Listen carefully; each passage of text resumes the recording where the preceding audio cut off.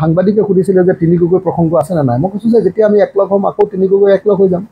আৰু তিনি গগৈ যেতিয়া একলগ হৈ যাম অসমত আকৌ এটা ডাঙৰ চুনামি আহি যাব বিজেপিৰ বিৰুদ্ধে ধুমুহা আহি যাব তিনি গগৈ বস্তুটোৱে এনেকুৱা যে ই এটা অসমৰ মানুহৰ মাজত এটা ব্যাপক ৰূপত এটা যাদুৰ সৃষ্টি কৰি দিব মিৰাকল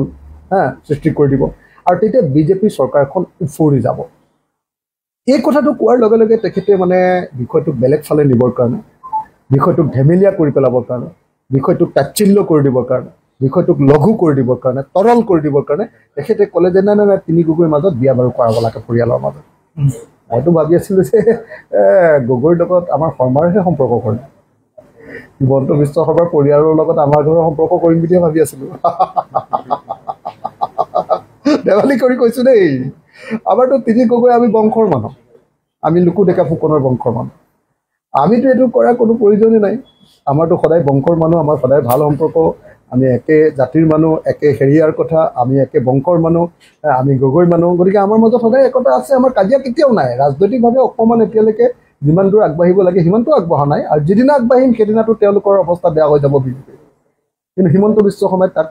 একেবাৰে নচ্ছাত কৰি দিবৰ কাৰণে তাচ্ছিল্য কৰি দিবৰ কাৰণে লঘু কৰি দিবৰ কাৰণে তৰল কৰি দিবৰ কাৰণে কি কৈছে যে নহয় তিনি গগৈ পৰিয়ালৰ মাজত বৈবাহিক সম্পৰ্ক হ'ব লাগে বৈবাহিক সম্পৰ্ক যদি হ'ব লাগে গগৈ পৰিয়ালৰ লগত শৰ্মাৰ পৰিয়ালৰ হওক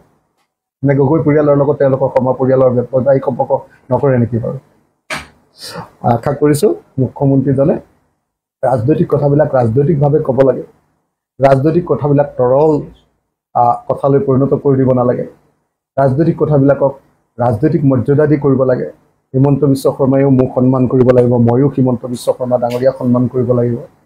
হিমন্ত বিশ্ব শৰ্মাই গৌৰৱ গগৈক সন্মান কৰিব লাগিব গৌৰৱ গগৈয়ো হিমন্ত বিশ্ব শৰ্মা ডাঙৰীয়াক সন্মান কৰিব লাগিব লুৰিণজ্যোতি গগৈয়ো একেটাই হিমন্ত বিশ্ব শৰ্মা ডাঙৰীয়াক সন্মান কৰিব লাগিব হিমন্ত বিশ্ব শৰ্মাই লুৰিণজ্যোতি গগৈ ডাঙৰীয়াক সন্মান কৰিব লাগিব তেতিয়াহে আমি সকলোৱে মিলি অসমীয়া জাতিটোৰ উন্নয়নৰ কথা চিন্তা কৰিব পাৰিম প্ৰত্যেকটো কথাতে যদি তাচ্ছিল্য প্ৰত্যেকটো কথাতে যদি অপমান প্ৰত্যেকটো কথাতে যদি মানে আপোনাৰ মানে এনেকুৱা ধৰণৰ মানে কি কয় গালি গালাজ প্ৰত্যেকটো কথাতে যদি মানে আমাক অপমান কৰাৰ চেষ্টা কৰে সেইটো নিশ্চয় ভাল কথা নহয় আৰু সেইকাৰণে বহাগৰ বিহুৰ দিনটোত